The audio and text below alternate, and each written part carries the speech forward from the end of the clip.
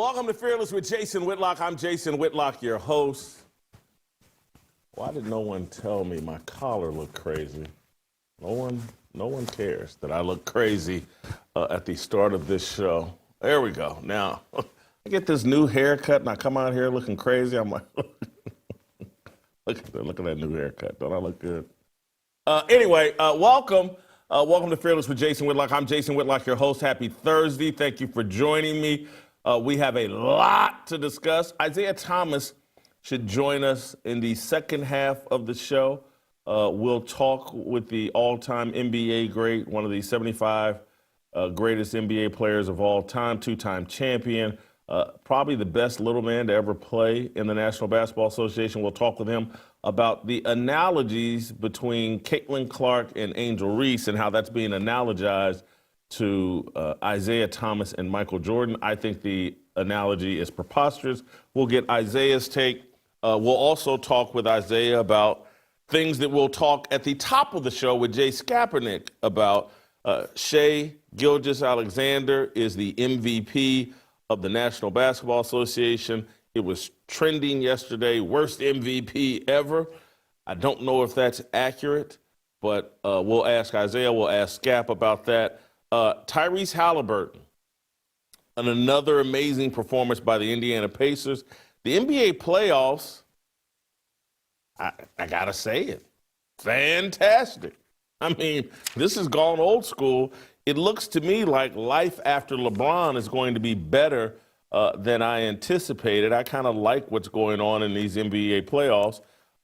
And then, so we'll do that with Skap at the top of the show. We'll do some of that with Isaiah Thomas at the bottom of the show. We'll also ask Isaiah about Jim Irsay, the legendary Colts owner, has passed. Isaiah, former head coach of the Indiana Pacers, obviously played at Indiana University. I'm sure had a relationship or some sort of dealings with Jim Irsay, so we'll ask him for his thoughts on that. NBA stuff we'll ask Isaiah about. But in the middle, between Jay Skapernick and Isaiah Thomas, we'll have Steve Kim, the Korean Cosell, on to talk about this Angel Reese debate stuff. I found some new content related to Angel Reese that I want to go over with Steve Kim in terms of we've allowed these athletes to pass themselves off as journalists and the leaders of the discussion. And I'm going to use this Angel Reese deal just to point out, like, this is insanity. These people aren't journalists. They just emote. And particularly when it's these female former athletes, they just emote on TV. They have no journalistic instincts.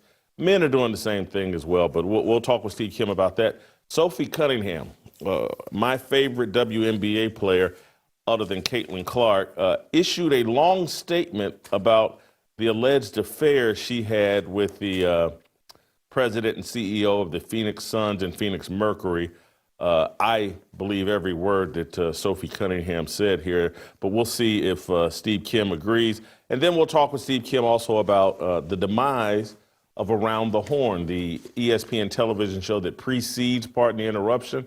I believe Friday is its last day. Everybody's talking about Around the Horn, and Tony Reali, the host of Around the Horn, is doing interviews everywhere. And so we'll get Steve Kim's reaction to that. Andrew Marchand in The Athletic wrote a very interesting article about Around the Horn and had a good debate with Tony Reali. Anyway, we'll get into that with Steve Kim, and then we'll get into Isaiah Thomas. And then on the Harmony Channel, Shamika Michelle and Virgil Walker will join me, and we'll talk about Ryan Clark's post yesterday on X, where he talked about how much he loved his half black, half white child. And anyway, we'll get into that discussion because he seems to contradict himself, and he seems to be really on the defensive, and he seems to be lighting himself on fire. So an amazing show. Jay Skapernick, we'll talk about Shai. We'll talk about the NBA playoffs being fantastic in just 1 second. But before I do that, I want to thank one of our newest sponsors, BlueChew. It's the original brand offering chewable tablets for better sex. BlueChew Max has arrived, and it combines the active ingredients of Viagra and Cialis into one chewable. I'm sure many of you say, this is a biblical show. Jason Whitlock's always talking about his Christian values. What's he doing promoting BlueChew? I'm doing it because married men and young men want to impress their wives. And they need a little help, a little cheat code. And I don't have a problem with married men pleasing their wives and impressing their wives by getting a little extra oomph in the bedroom. Nothing better to help you guys do that than BlueChew. It acts fast, it lasts long. Guys, get ready, get your wives ready. BlueChew, I have no problem with a man pleasing his wife. It's important she get pleased. It's important that he performs well.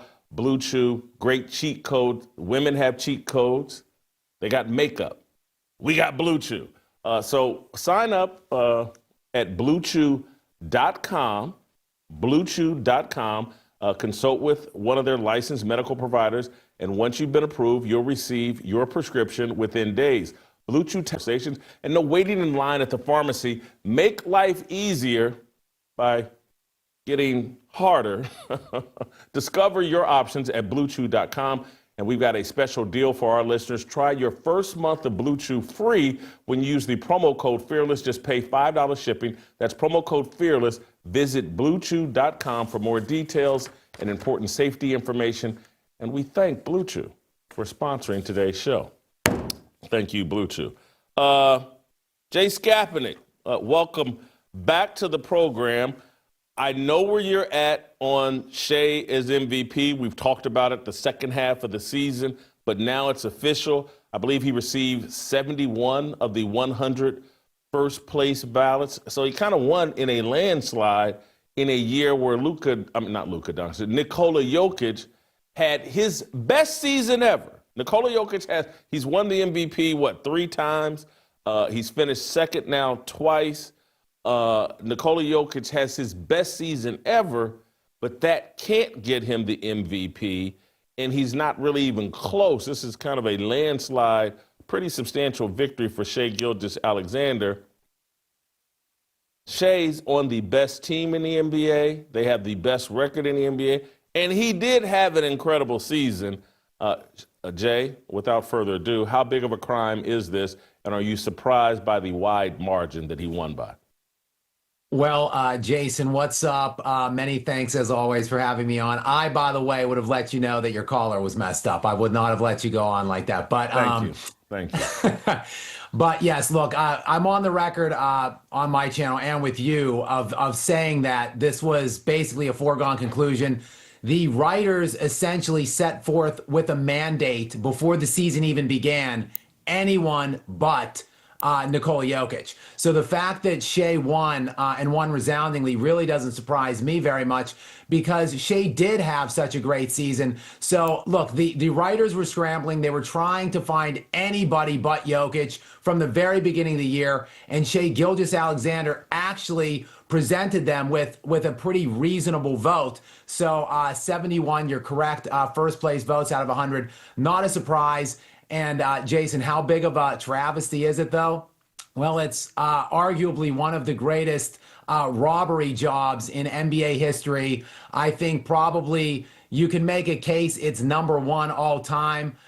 Jordan obviously got cheated a couple of seasons. Kobe got cheated one season when Steve Nash won it. And of course, go back to 1961-62 when Wilt Chamberlain averaged 50 points per game, 25 rebounds, played in every game of the season. At that point, it was only 80, and he played more than 48 minutes per game on average because of all the overtime games that his team played. I think this season for Nikola Jokic historically will go down with those other ones. One of the biggest robberies of all time. I would imagine Bill Russell won the MVP over Wilt the year he averaged 50.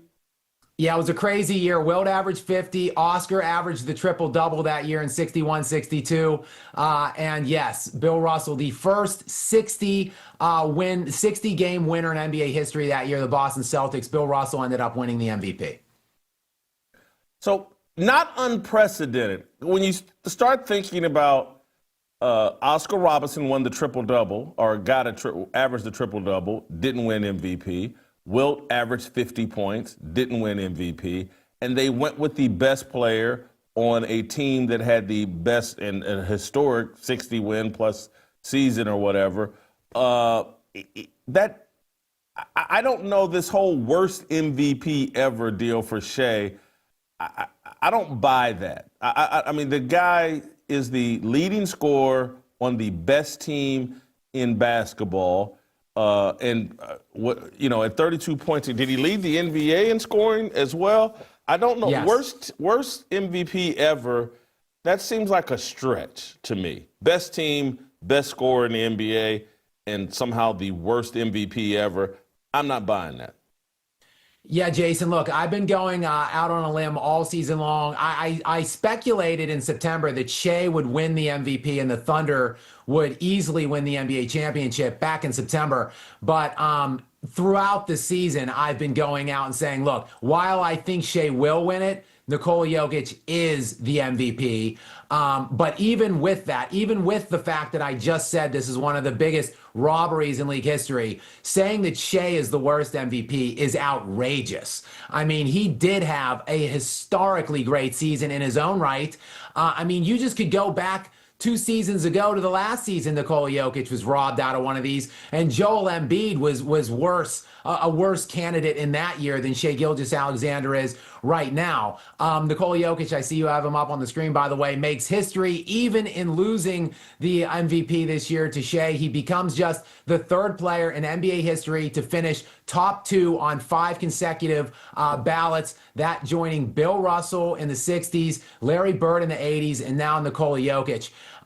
Look, Shai, though, was great, just not as great as Nikola Jokic. Again, you mentioned it's not unprecedented with the individual statistics necessarily that Jokic put out, but really just when you look at the value that Jokic provided. In this day of advanced analytics, Jason, there are a plethora of metrics that you can look at to really determine the totality of value provided to a team. And Jokic, quite frankly, dwarfed Shai Gilgeous-Alexander this year in all of them to the tune of a pretty startling result in many of them. So, look, I think Shai was great this year. He is great, but he just wasn't as great or valuable as Nikola Jokic.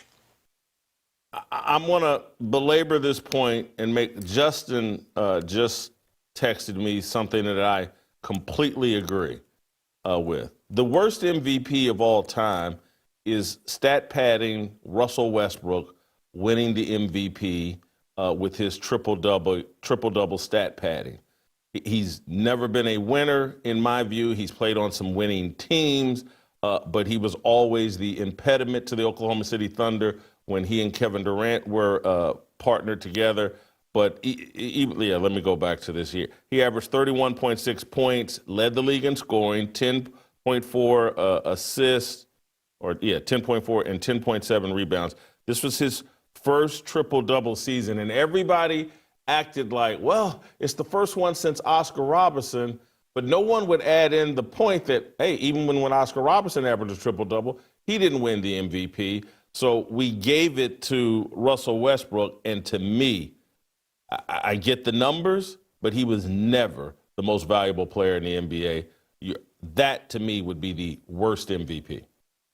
Well, look, I don't want to crush Steve Nash here, but Steve Nash, the fact that he won 2 league MVPs and was a back-to-back league MVP. Look, it's very rare anyway for a small guard to be an MVP, or really just a guard in general.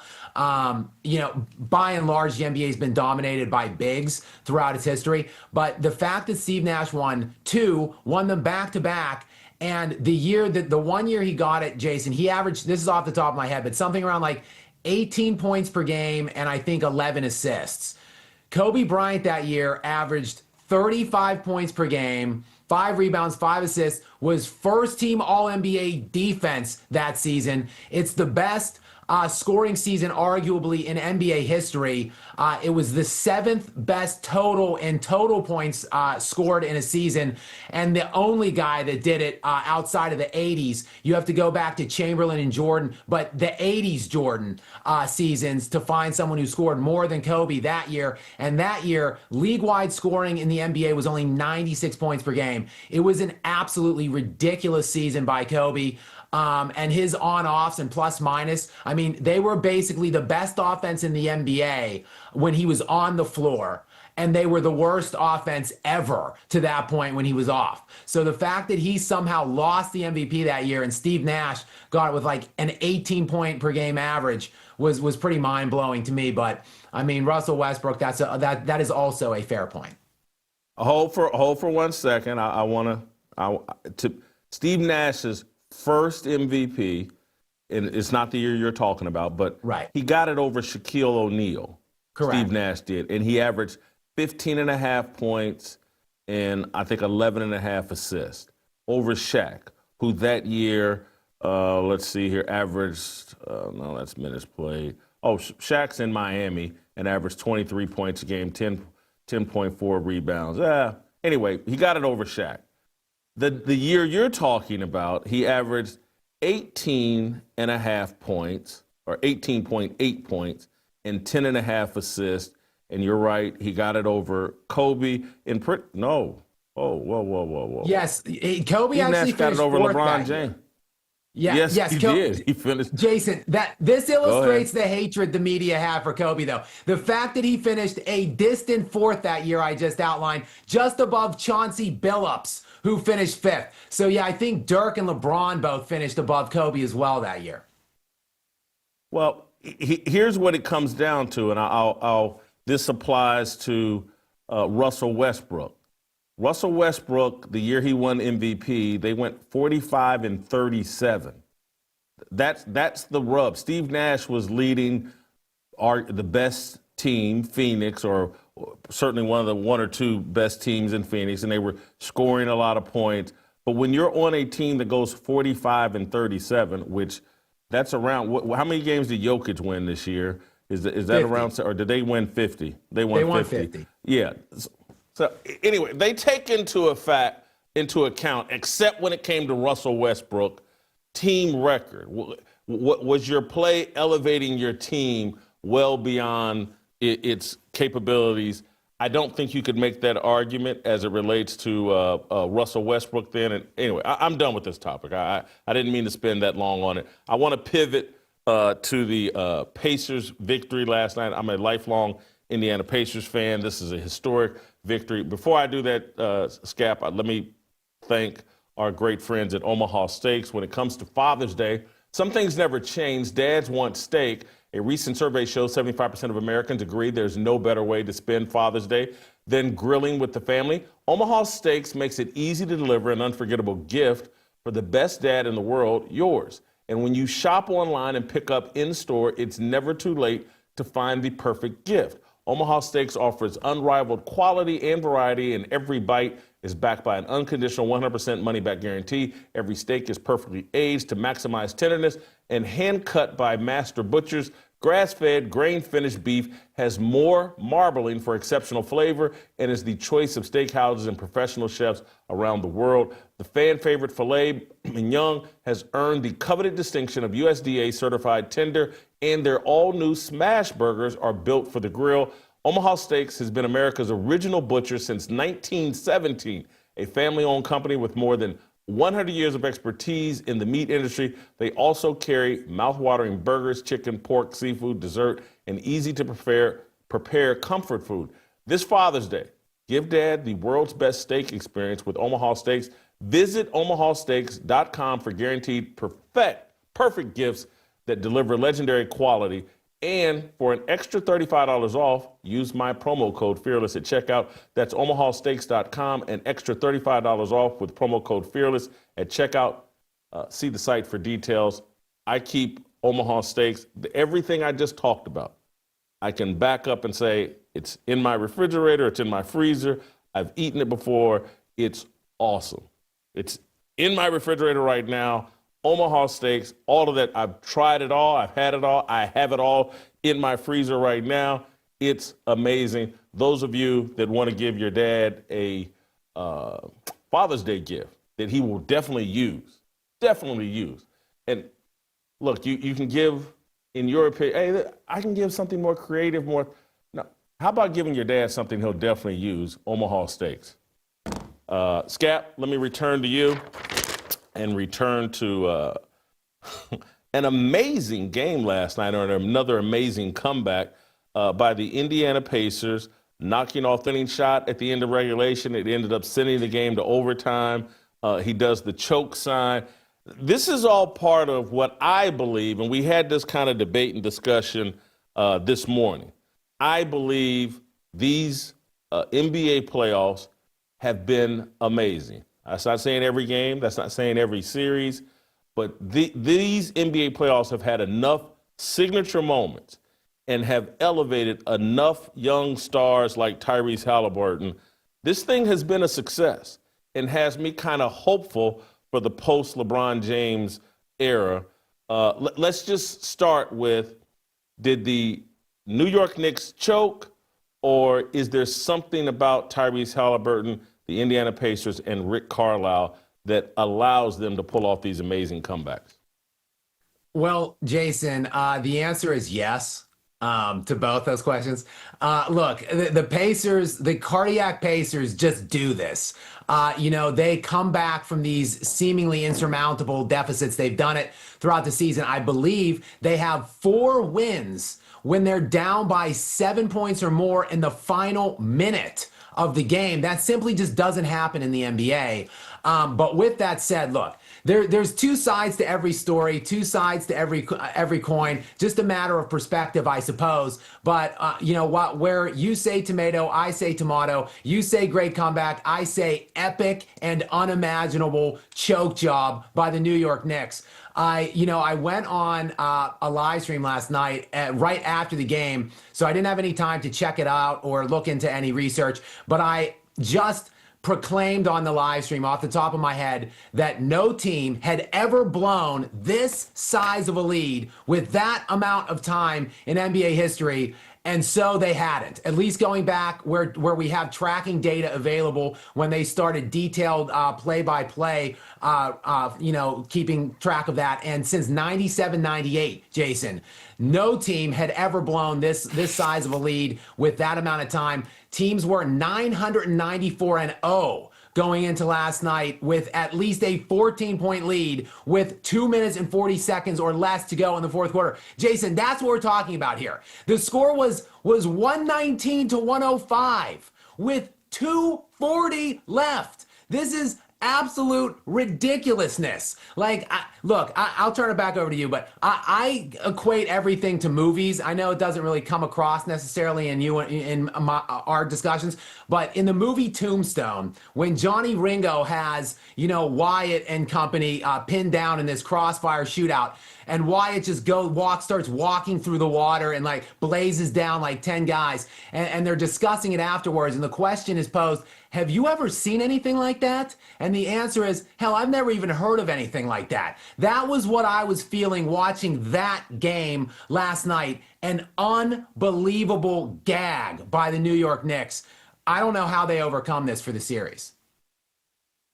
Oh, you think there will be lingering after effects to this? You think this perhaps cost them the series? 100%, Jason. Not all losses are created equal. Some losses count for more than one. Look, the Knicks, I thought they would win in 7 going into this series. I've completely flipped that now. I've got the Pacers in 6. Look, you're a 4.5-point favorite at home in game 1 with, again, a 14-point lead with 2 minutes and 40 seconds remaining in that game. You have to close that out. This franchise hasn't been in the NBA Finals this century. The last time they appeared was that strike-shortened 1999 season when they lost to the Spurs. Jason, they haven't won a championship since 1973. Look, this is unbelievable. You have to close that deal out. If they literally just did nothing from the 240 mark on, if they just inbounded the ball, passed it around, and took dead ball turnover, shot clock violations, every possession from the 240 on, just got the ball in clean and made their free throws, they would have won the game. There is no way, there is a 0% chance the Pacers could have won that game with 2 minutes and 40 seconds left in the fourth quarter. No way they could have won. The only way was if the Knicks lost, and so they did. In epic fashion, in mind-boggling fashion, Jason, the biggest choke I've ever seen or even heard of in my entire lifetime on an NBA court. It's just one game, and why wouldn't the argument be, hey, we dominated them except for the last 3 minutes of the game. We'll do it again, and we'll just close out the last 3 minutes. Well, look, they didn't dominate them. This was a close game throughout. The Pacers actually controlled it through much of the first half. And then, look, early in the fourth quarter, this was a 2-point game. Jalen Brunson picked up his 5th foul, went to the bench, and just the Knicks went on this crazy run, a 14-0 run when Brunson went to the bench with that 5th foul early in the fourth, taking a 2-point lead to a 16-point lead. And then, look, that not only was it, Jason, 14-point lead with 2 minutes and 40 seconds left, it was a 9-point lead with like a minute to go. There's just no way you can lose this game. These are two closely touted teams. I think they're evenly matched teams by and large. You can't just give away a game like this. Look what happened in that Thunder Nuggets series. The Thunder exponentially better than the Nuggets. Exponentially better. They blew a big game in game 1 at home. They were up 11 with 2.5 minutes to go. The Nuggets came back amid a multitude of Thunder errors, and they basically just gave the game to the Nuggets. That series, Jason, should have been a sweep or 5 at most. And the Nuggets, who were substantially outgunned, got it all the way into a 7th game because of the ramifications stemming from that game 1. Now look at what's going to happen with two evenly matched teams. People say all the time in dismissive tones, like you just did, like, oh, it's just one game. It's just game 1.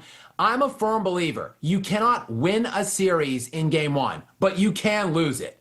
And blowing that game at home now, oh my goodness, the immense level of pressure that is going to be on the Knicks they just have less than 48 hours to get over this. Game 2 Friday night. I mean, the Pacers are going to be playing with house money, loose as hell, and the Knicks had better get that game or the series is going to be swiftly over.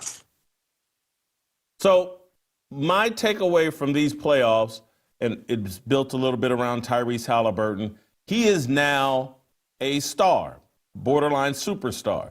He's now the Reggie Miller of his era, and he's someone that you can build, you can promote, drive TV ratings with to some degree. Now, he's not LeBron, but the future to me is starting to look brighter for the NBA in the post-LeBron James era.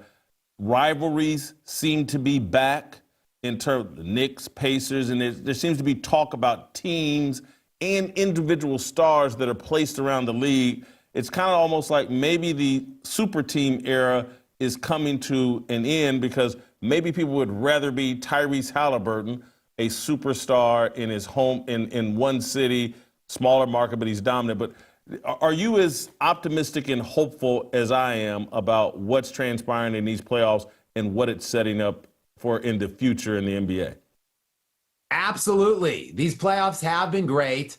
It's a bunch of teams. Now, the Thunder, I speculated preseason, were going to become a dynasty beginning with the championship run this season. And I think they are set up to be dynastic over the next half decade or so. And I think after they cleared that hurdle, we just mentioned that series against the Nuggets, that was their one big test. I think they're probably going to dominate the rest of these playoffs.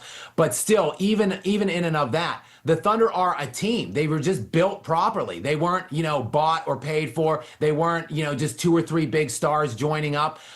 So what we have here in these 4 remaining, teams are actual teams. Yes, all 4 have star marquee players, but they're deep. They're well built. A lot of these guys, these remaining teams, are defensively oriented. Scoring is down by about 7 points per game from the regular season into the playoffs because players are competing on that side of the ball too now all of a sudden. And we just have this great wealth of young talent and guys that look like they actually do want to compete, not just join forces with each other and destroy the competitive balance of the NBA. So I think, yes, hopefully, we just had a little blip on the overall, scale of history of the NBA that the LeBron, Durant, Curry era is now mercifully coming to a finish. And look at how good these playoffs have been, as you've noted, Jason. And Steph Curry played in what? Yes, he was in the second round, but he missed all 4 of the 5 games in that round. So he played, 8 total games. LeBron played just 5 games out in the first round in a gentleman's sweep. So we haven't had either of those two guys. KD, Durant didn't even qualify for the playoffs. So all of these stars that, the NBA has been clinging on to for dear life over the last 3 or 4 years instead of marketing its good young players, this playoff run here is showing that the product is in good hands, and it's time that we need to just forget about all of these old stars which tried to destroy the sport and start getting behind this crop of good young talent. Scap, thank you so much. Great job as always. We'll see you next time. Guys, I want to tell you about a movie you can check out this Memorial Day weekend. It opens Friday in theaters nationwide. It's The Last Rodeo. It's another movie by Angel Studios. Angel Studios, Sound of Freedom, The King of Kings. They make movies that don't violate a biblical worldview. The Last Rodeo is the next iteration. It's the action-packed story of a retired rodeo legend who straps back in for one last ride, risking it all to save his grandson. He's one of the oldest riders to ever enter the arena. The movie's about healing broken bonds, facing the past, and proving that real courage means fighting for the people you love. It's raw, it's heartfelt. It might just leave you tearing up under that cowboy hat. Theaters are selling out fast, so hurry up, order your tickets right now. Go to angel.com/Jason. That's angel.com/Jason. Grab your seats and your tickets. Opens in theaters this Friday, May 23rd. I encourage you to go see The Last Rodeo. Angel.com/Jason. Steve Kim, X.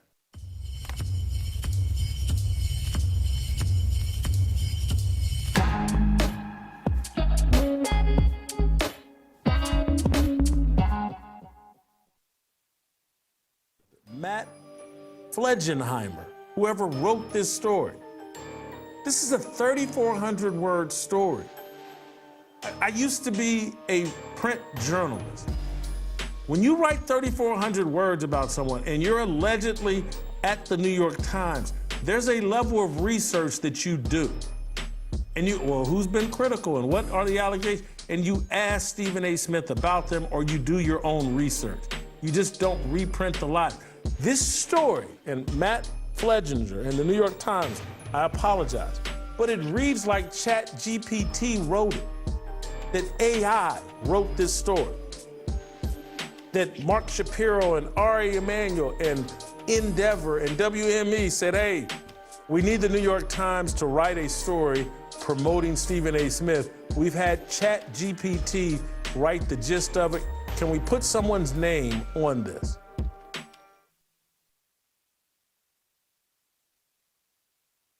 Watching you crisscross the globe, meet with foreign leaders, there's part of me that says, oh man, this is great presidential prep. This is someone that could be president of the United States one day. Does that ever cross your mind? Literally not for 1 second. I couldn't get elected to an empty congressional seat in an uncontested election in North Dakota. I am not suited for that. My brain doesn't work that way. I don't want that. If I wanted it, if I was the sort of person who looked in the mirror and said, out of 350 million Americans, I'm the most qualified to lead, I hope my wife would shoot me and make it look like an accident. Because I just find that so disgusting. I am not qualified to be president. Let me say it again. I'm not qualified to be president. I was not qualified to host a show on Fox News, it turned out. So I don't think I'm going to be president. I don't want to be president. I don't have the skills necessary to become president. If I'm president, move.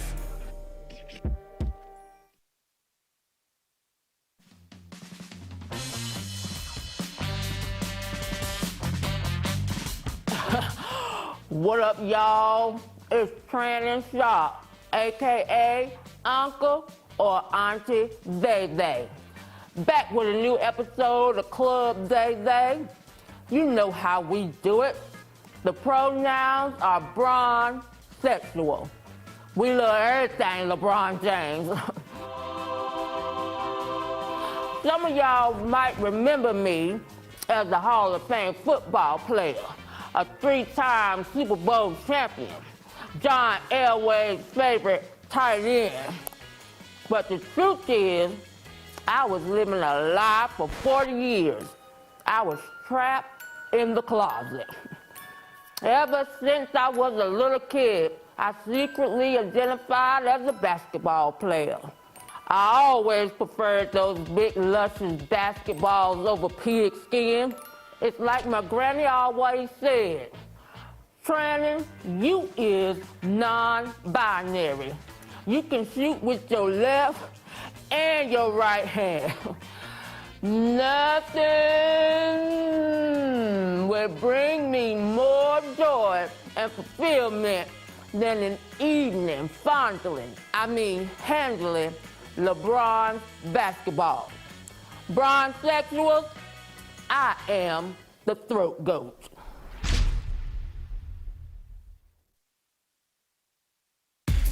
모두 다 빨리 박수 쳐 기다리지 말고 서둘러 Reason that I'm back is to feed you raps and I see that you are 배불러 So fly All right, welcome back. Welcome back. Time for Steve Kim, the Korean Cosell.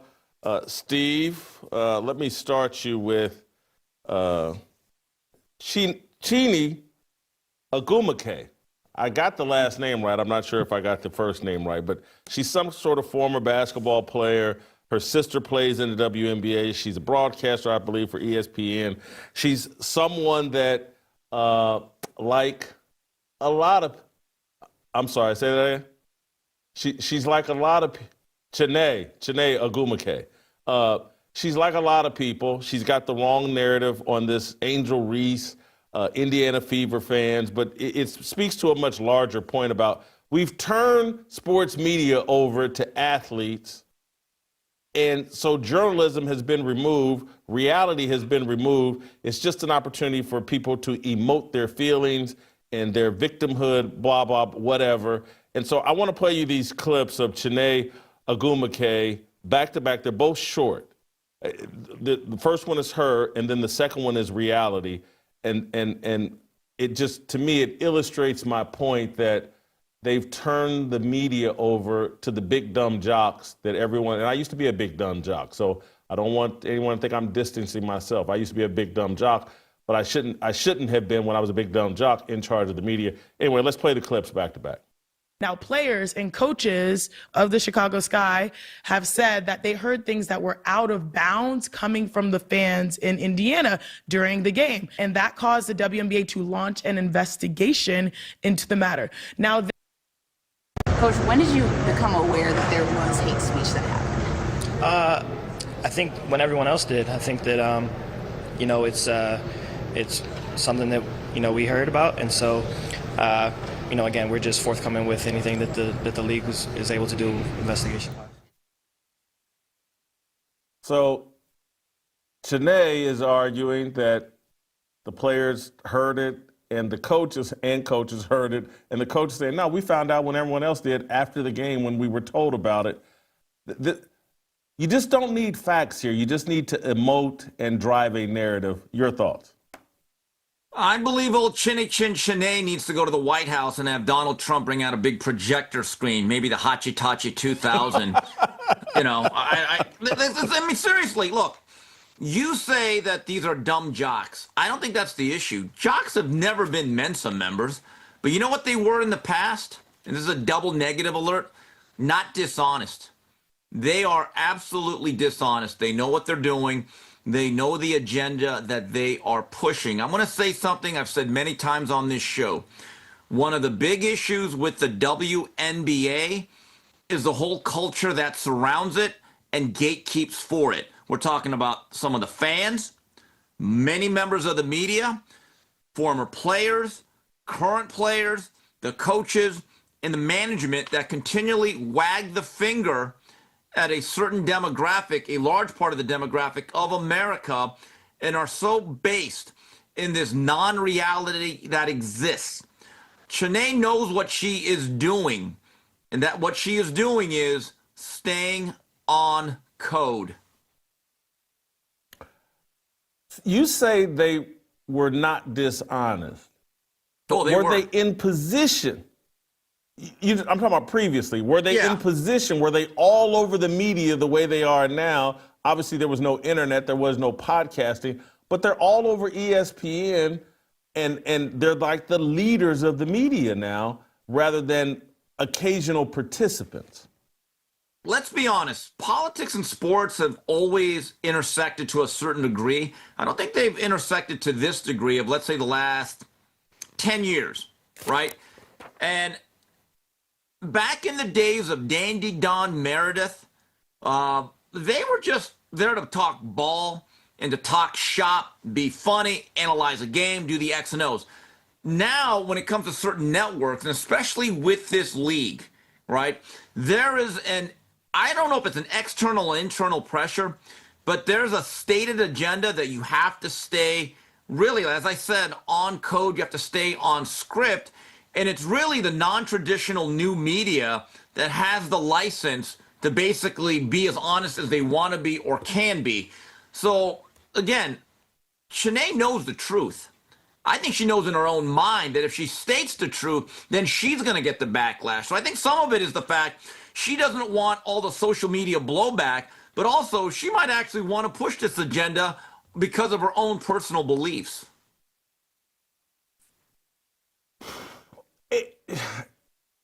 Yes. She certainly wants to push an agenda. She certainly wants to remain in the good graces of social media. She certainly wants to remain in the good graces of the WNBA. Her sister plays there.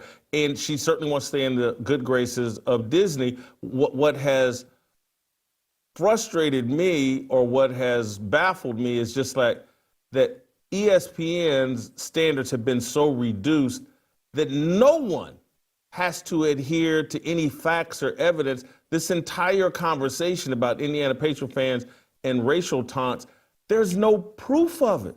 None. But they're acting like there is evidence of it. And it seems like someone should be able to say, like, hey guys, we don't even know if this happened. And it certainly didn't impact Angel Reese or any of the players during the game.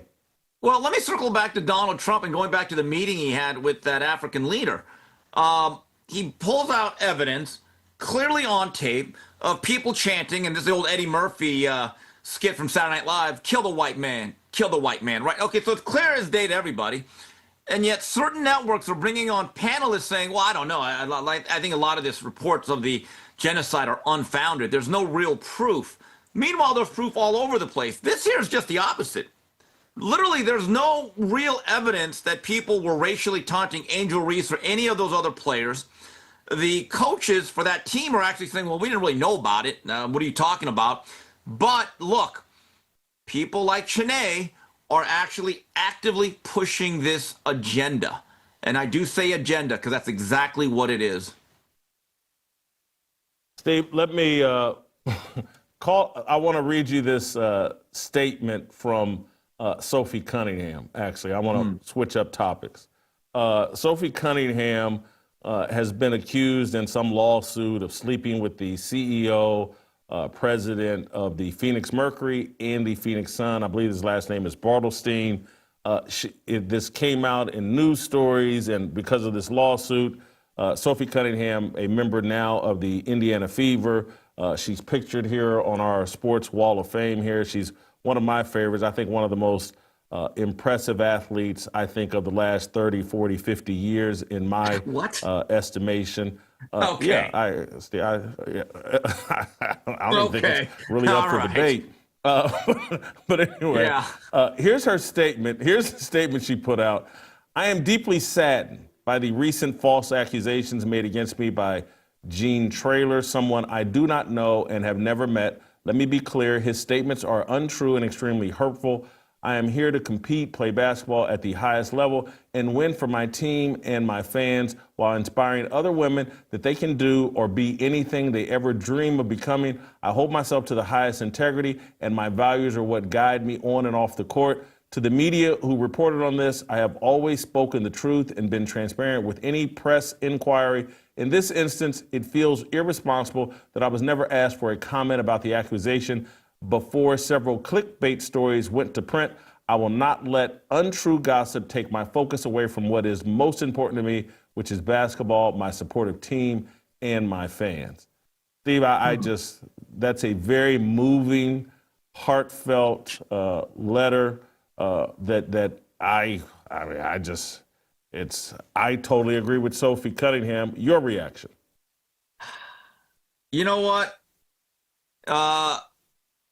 You make RG3 look like one of those South Africans displacing those poor farmers. My God, Simplock. The way you talk about her, you would have thought she was Usain Bolt and Daley Thompson combined. Okay, first of all, about her statement. So what does she want? Some reporter to come up there, hey, Soph, did you shack up with the CEO? I mean, was that what she expected? I don't, look. Why wouldn't they? Yeah, okay, why wouldn't they? It's a fair question, given the lawsuit, and you got to give the other person maybe it is, a chance to respond. I would hope someone would be recording that on video. That'd be a great reaction to get. Boy, what an interesting league the WNBA is. I mean, really, this is like Real Housewives, but with some pseudo athletes. But to be serious on this, these are serious allegations. There's something going on at BYU with their starting quarterback, Jake Whitlock, and I think we have to be consistent. We should let the case be played out. Everyone deserves to have their say. These are allegations, right? That's all they are at this moment. They have to be proven. The burden of proof is on the accuser. Now, if this is untrue, which I have no idea if it is or not, this is a terrible stain because the lies always spread much faster and quicker and stay longer than the truth. But with that said, now taking a more cynical view of it, women and men love power. They'll do anything to get it. They'll do anything to curry it. It's not even the way you look. It's about what you can do for somebody. So I leave all of this open door in a sense that I'm not making any assumptions, but I do understand human nature. Let me offer a more serious comment about this. A tiny bit more serious. I do think she's one of the greatest athletes that we've ever seen in my lifetime. But a more serious comment would be, she needs to, and I say this in all seriousness, and I say this respectfully, she needs to put clothes on Instagram. She's presenting herself over Instagram and over social media as someone who leads with her sexuality and very little clothing. And that makes her subject to this type of gossip and speculation, and people maybe didn't call her because she's presented herself in an unserious way. She's a beautiful young woman. She doesn't need to take her clothes off constantly and present herself over Instagram. And I know it's what everybody's doing, but there are ramifications for that, Sophie. And again, your beauty is so overwhelming. You don't have to take your clothes off to be beautiful or to be attractive to men. You don't have to, you're an accomplished athlete. You come from a great family. Sophie, if you don't want to be presented this way and have people gossip about you this way, put clothes on, let your beauty speak for itself, and then people will start judging you based off your character and the way you present yourself, what you do on the court, rather than seeing yourself as a sex object. And I get that that's unique, and I get that there's money for being the most beautiful woman in the WNBA and someone willing to sexualize yourself, but there are ramifications to that. And so I that would be my hope, wish for Sophie Cunningham. I watch her during games in her full uniform, or I watch her in sweatsuits or whatever. She doesn't need to strip down in order to be an attractive woman and for everybody to see her feminine side. As long as she's making bikini posts and with her ass out, people are going to jump to unfair conclusions. Well, That's based a on more what you serious said, comment. I may have to check out her Instagram account just for research. I want to see how great she really is, just for research. And Steve, I got one final topic for you. Around the Horn. Around the Horn, tomorrow is its last day. Andrew Marchand wrote a piece about whether or not Around the Horn was actually ever any good on television. It's kind of being celebrated as if it had some heyday and it had some impact on journalism. I'm a huge Tony Reali fan. I think he's a very, very good person. I think he's very, very sincere, always treated me with great respect. I've always tried to treat him with great respect. But Around the Horn was never, to me, a serious show and was never, to me, a high-quality show. So I'm not sorry that it's going away. Anyway, your thoughts? Well, based on some of the comments in that article, you know what I'm not going to call him? Tony Reality. For him to basically, look, that show had a great run. I mean, most television shows do not last that long at any network, so that has to be applauded. But to think that that show did not devolve into a highly leftist, almost Marxist liberal portal is simply not true. And look, a lot of shows get political, even when they just talk sports, because again, there is that intersection. It's almost hard to separate the two at certain times.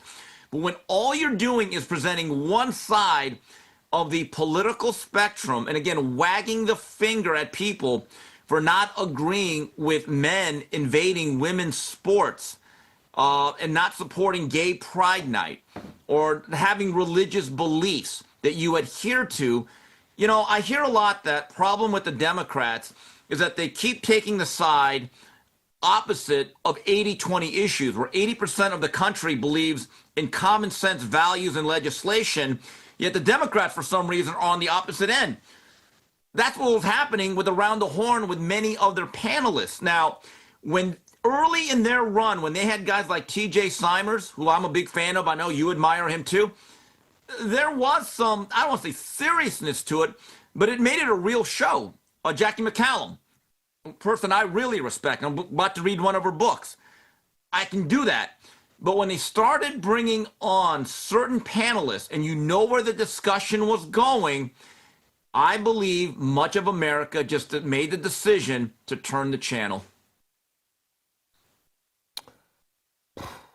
Yeah, I think you're right. There was also an interesting piece, a part of that article that mentioned just in one sentence that they were thinking about using Shannon Sharp to replace Around the Horn before, and I think they said he took a leave or suspension or hiatus or whatever. But what was clear in the article was he hasn't been really fired from ESPN, which makes me believe ESPN plans on bringing Shannon Sharp back.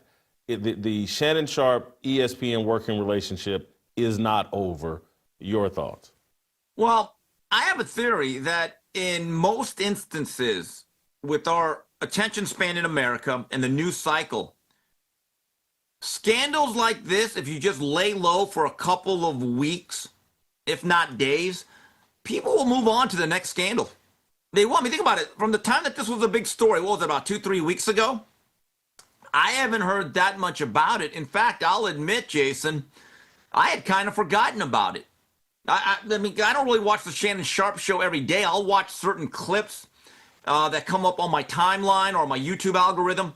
But in terms of thinking about the specific hot water he got into with a lot of allegations that have, to be proven, I had kind of moved on. And my guess is so had most of America, or the viewership that he has, or the viewership that exists on ESPN.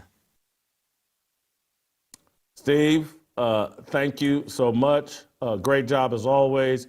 We're going to take a pause here and connect with Isaiah Thomas and talk a little bit more about Isaiah Thomas and Michael Jordan, Caitlin Clark, and Angel Reese, what he thinks about that analogy, ask him some questions about the Pacers Knicks as well.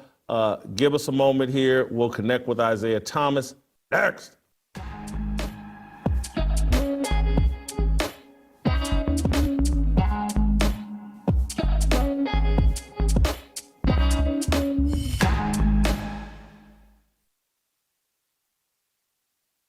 Stand, fight, build. Stand, fight, build. You got it. Stand, fight, build. A man who won't stand for God will absolutely fall for anything. But a man who stands, he shifts generations. A man who won't fight will drown in his own lies. But a man who fights lays the foundation for revival to take place. And if there ever was a time in America where we need revival to take place, this is the time. But it's going to take some men who are not cowards and who are not running with a yellow streak down their back. It's going to take some men who will stand, and it's going to take some men who will fight. A man who won't build will leave dust.